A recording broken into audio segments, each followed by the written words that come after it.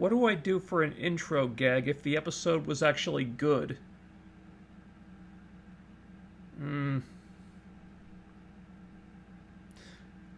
If Stargirl keeps delivering episodes like this, my hair might grow back.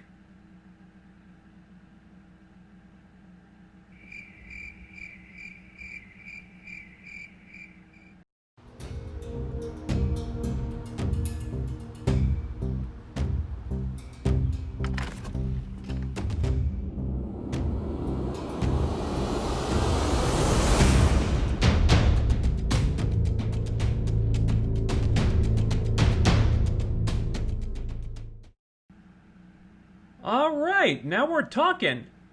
I don't know where you've been hiding this one, Jeff Johns, but if Stargirl keeps heading in this direction, you might just wind up with a good show here. Did I just jinx it by saying that? Probably. But damn it, I just can't help myself. I've got an episode of television to talk about that was not a miserable viewing experience, and it's just now dawning on me how rarely that happens. So at the risk of looking too closely at something that might have been a complete fluke for all we know, let's talk about Stargirl Episode 8. The episode begins with Pat crashing his car on purpose. Damn.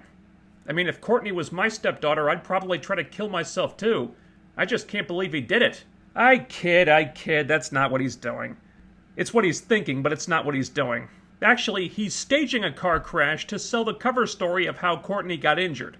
He could have just said she got jumped and beaten up by someone, but that wouldn't make Courtney feel nearly as guilty, so this is what we're going with. Cut to Barbara on her business trip with Icicle. He's showering her with praise about the great job she's doing and how he couldn't have done whatever they just did without her. Before things start getting awkward, he excuses himself to go visit a friend, but he looks back at Barbara as he leaves, probably wondering if telling her that he can ice up every part of his body would get her motor running. But then Barbara gets a call from Pat telling her that they had a car accident, so the mood was about to be killed either way. Cut to Courtney waking up in the hospital, and for now, let's just forget about how Pat would have had to change her out of her Stargirl suit before he took her there. Immediately, we can see that Courtney's been rattled by what happened in the last episode. She's not being a brat, she's not being arrogant, she's not being smug, she feels guilty that Pat had to crash his car to sell her cover story, she even apologizes to him. And she still wants to continue with her vendetta against the ISA, but it's not coming from a place of self-righteousness now. For the first time, it feels like there's a sense of desperation behind it. Pat says he's gonna find out everything he can about Cindy. She's likely the daughter of someone in the ISA, and he wants to know who.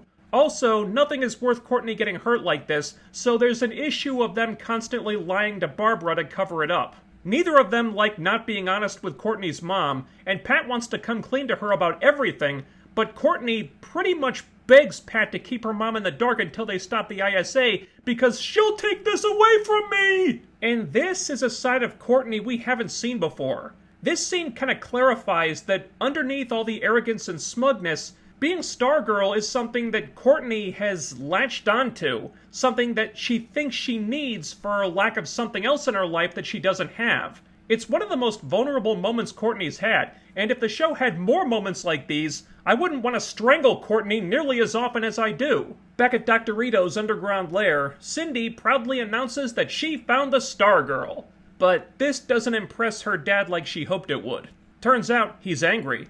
He's angry that she found Stargirl and didn't alert him. He's angry that she didn't bother to confirm that Stargirl was dead before she left the fight. He's angry that she put on her graduation uniform, took his cosmic staff set to evil mode, risked exposing the ISA's whole operation. He's angry that she left Stargirl alive. He's angry that he wasted his money on that defective condom. And for what? For what? And now Ito has to go explain to the others what his daughter did and how badly she screwed everything up. So he orders her to go home and do nothing. Don't make me remove my hood, he says. Which, I guess, is supervillain for don't make me take off my belt. Back at the garage, Rick is pissed off about Courtney being in the hospital, which would have felt a lot more genuine if they all hadn't been pissed off at Courtney the last time we saw these people. And he wants to go break down Cindy's door and take her out. I'm so glad Courtney gave super strength to such a stable, level-headed guy. This can only lead to good things. And of all people, it's Beth who calms Rick down and convinces him not to go on a killing spree. She says they should figure out who Cindy's parents are before they do something crazy, and she has a plan to do this. Which...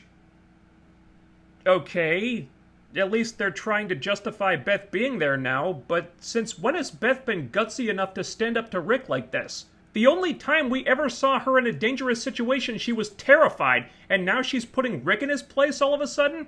It's better than Beth being useless, but I feel like this should be a Yolanda thing. Also, Beth points out that since Rick is always hurting, he feels this urge to hurt everybody else. Just saying for the record that if Beth is intended to be on the spectrum, personal insights like that would most likely be something that would usually elude her.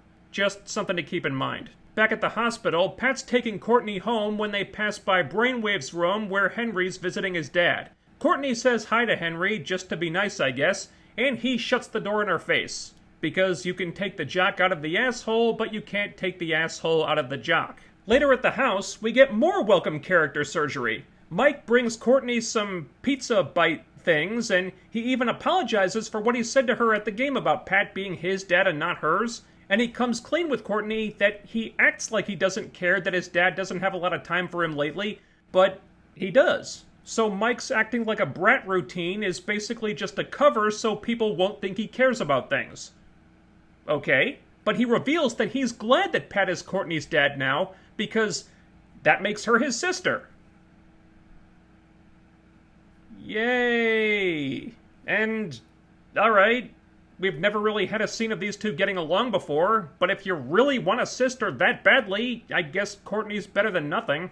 And I'm all in favor of Mike not being a brat anymore, so it's very nice that they're fleshing him out like this. Mike and Courtney have been the two most unlikable characters on the show so far, and several steps have already been taken to address that in this episode, so I like where this is going. Meanwhile, down in the basement, Pat has a chat with the Cosmic Staff, which could so easily have been unintentionally funny, and it almost is, but the writers are aware of that and they don't lean into it too much. Pat says he knows the staff doesn't respect him, probably because Starman didn't respect him for reasons that have still not been explained, but Courtney's got a lot to learn, and she could have died tonight. So he asks the staff to protect her, and if the danger gets to be too much, maybe take her away from the danger instead of towards it.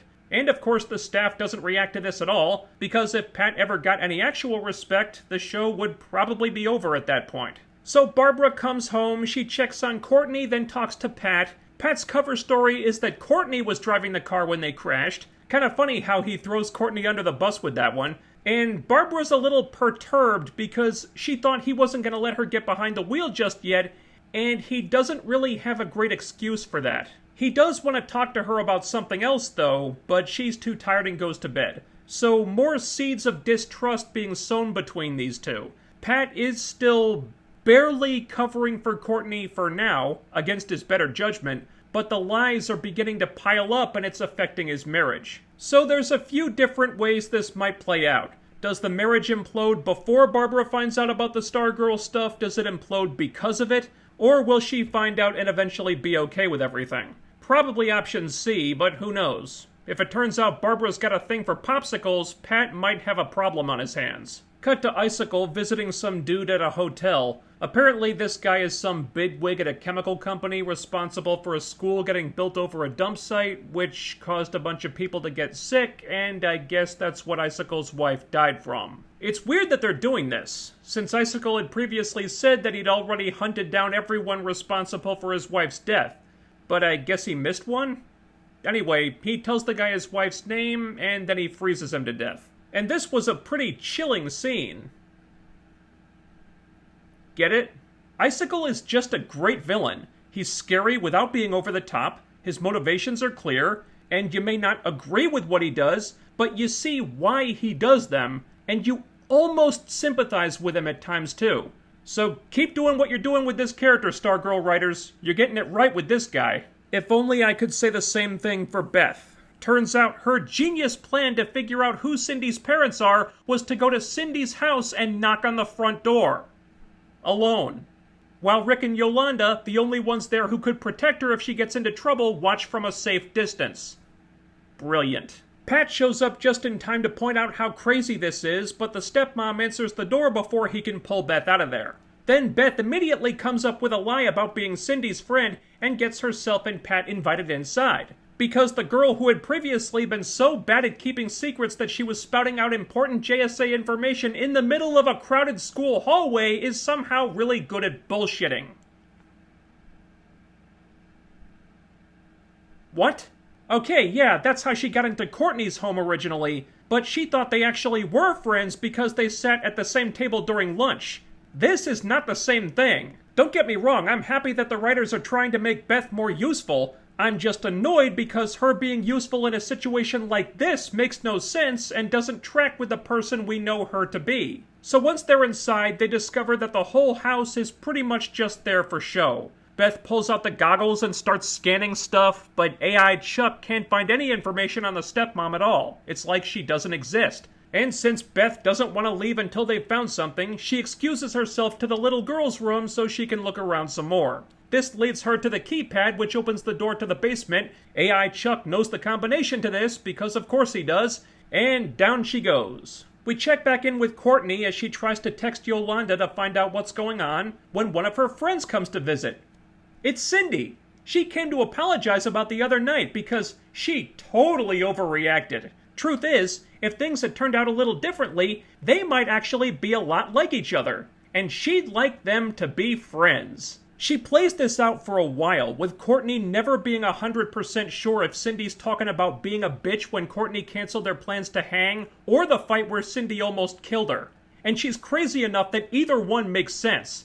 And what's fun about this scene is that it's never entirely clear if Cindy is doing this to mess with Courtney, to spite her dad, or both. And any of those explanations makes me like Cindy an awful lot. And the kicker is, there's also some truth to what she's saying. They are weirdly similar. The last episode set that up. So even though Cindy's got bad intentions, I kind of believe her when she says she's here because she needs a friend. So after Cindy's had her fun, she takes off. But on her way out, she drops the act and reveals that she actually did see through Courtney's Stargirl mask after all. And she won't tell her dad about this because that'll get her sidelined, but she's gonna come back for Courtney after she kills Courtney's friends. So Courtney texts Yolanda to warn everybody. She finds out that Pat and Beth are in Cindy's house, which is really bad for them because Cindy got home from Courtney's house in a matter of seconds. Somehow. The comms are cutting out so they can't warn Beth, but she makes a run for it anyway when she hears Grundy from a distance. But because the writers are really desperate to make Beth useful all of a sudden, she still refuses to leave until she finds something that can help them. Pretty sure she already did, but whatever. And she sneaks into Cindy's room, where she finds a photo of a Dr. Shiro Ito, some Chinese scientist responsible for making biological weapons in the 1930s, which eventually got him executed. When Cindy comes in, Pat's hiding himself by pretending to fix the garbage disposal, and Rick and Yolanda get Beth out through the window just before she gets made, so they all narrowly escape. Over at Henry's house, his migraines just keep getting worse, so he's raiding his dad's desk looking for some pills. That's right, Henry, just take any medication you see without consulting a doctor first. Always a great idea. Then his telekinesis starts manifesting, he makes one of the pills float with his mind, and he finally realizes that he's the one doing this. He also finds a key in the desk, he makes that float too, and he starts looking around the room for what the key fits into until he finds his dad's secret room where he keeps his brainwave suit. Let's just assume that William put the suit back in there before Icicle killed him. And in addition to the suit, Henry finds a note written to Henry's dad from Dr. Shiro Ito about how his daughter Cindy will be used to spy on Henry. So the thought-to-be-dead Dr. Shiro Ito is in fact Dr. Ito. So, does this mean that Cindy is Chinese? She doesn't look it. By now, Courtney knows her friends are in trouble at Cindy's house, and I guess they didn't text her after they escaped, so she goes to get the staff. It doesn't respond to her at first, but it does after she says the others are in trouble, and then we shoot over to Cindy's house, where she's just realizing that someone has been in her room when Stargirl comes crashing through the window. So yeah, we're back to Courtney being reckless and impulsive and charging into battle headfirst with no plan. But what's different this time is that she's doing it to help someone. She's not being all self-righteous and arrogant here. She thought her friends were in danger and came to help. It's a small difference, but that's really all it takes to make Courtney likable in this situation. Because now she's not doing this for the wrong reasons. Now she's actually being heroic. I was almost rooting for Courtney here. The only reason I wasn't is because Cindy has turned into such a fun villain. So they have another fight. Again, the fight is really good. Cindy's room gets completely wrecked, and eventually Courtney blasts her out the window into the road where, by complete coincidence, she crash lands right in front of Henry's car. To Henry's credit, he jumps out of the car to see if she's okay, but she's kind of in the middle of something here and doesn't have time for him right now. So Cindy and Stargirl go at it some more, but Cindy was too much for Courtney even when Courtney was at 100%, so this doesn't go well for her. And once again, it ends with Cindy about to kill Courtney. Courtney loses again! This is great! But then the stress of the situation overwhelms Henry's powers, he starts hearing all their thoughts, it overloads his brain, and his telekinesis just kind of explodes and the girls get blown away from each other. And then Cindy gets dragged into the sewer by a bunch of Ito's drones, which I'm pretty sure are all copies of her stepmom that Ito has been cloning or something. So then Courtney and Henry start hearing each other's thoughts. Within seconds, Henry learns everything about the ISA, the JSA, and Stargirl, so he knows, and she knows he knows, and this is all too much for him to handle, so he freaks out and runs away. And back in his secret lab, Dr. Ito watches all this on a monitor, confirming that Henry does have his dad's powers after all. That was Stargirl episode 8, and damn, you know what? This was a good one. So many positive things happened here. Courtney was heroic instead of arrogant. Mike did not act like a brat. Cindy has turned into a really interesting villain. Courtney lost another fight. The JSA kids are beginning to learn to work as a team. The stakes are getting higher. The only thing I had an issue with was the Beth stuff. I am glad the writers are trying to make her more useful and hopefully less annoying, but the way they chose to do that kind of gives me the impression that they didn't really have her character figured out before they started writing her. Suddenly, she's really good at lying, really good at reading people, like she understands why Rick is angry all the time and successfully bullshits Cindy's stepmom. That does not track with the Beth we've known for the previous 7 episodes. So maybe this was a soft reset for the character, which could be a good thing, I guess, but it annoys me that the writers thought this was necessary in the first place, because if they'd done their jobs, it wouldn't have been. That notwithstanding, this was easily my favorite episode so far. It was tense when it needed to be, exciting when it needed to be, the character surgery on Courtney worked very well, and I like where the story's going. Yeah, Beth is still an issue, but it looks like they're at least trying to do some work on her, so maybe she's fixable, who knows. After these last 2 episodes, I'm feeling cautiously optimistic about where Stargirl's headed. They may be on the right track here, which only makes the Season 2 news all the more concerning. Because for Season 2, apparently Stargirl will no longer be on DC Universe and will air exclusively on the CW. Figures, right? Just when the show is getting good, this thing happens. Which means that in Season 2, there's probably going to be increased pressure from the network for the writers to make Stargirl more like the Arrowverse shows. God help them. Listen to me, CW. Greg Berlanti is already credited as an executive producer. That's enough. Whatever gestalt that's running Stargirl right now is just starting to work. So do us all a favor, and don't screw with it. But we'll cross that bridge when we come to it. For now, Stargirl can put this episode in the win column. So, congratulations. That's all I got for now. If you enjoyed this review, I've covered every episode, so check out the playlist on the channel. Tell me what you thought of the episode in the comments. Ding that bell icon and follow me on Twitter using the link in the description so you'll always be notified when I upload new videos. Like, share, subscribe. Make sure you're still subscribed, because YouTube may have unsubscribed you since the last time you were here, and I'll be back with more very soon. Until then, stay safe, stay healthy, and I'll see you next time.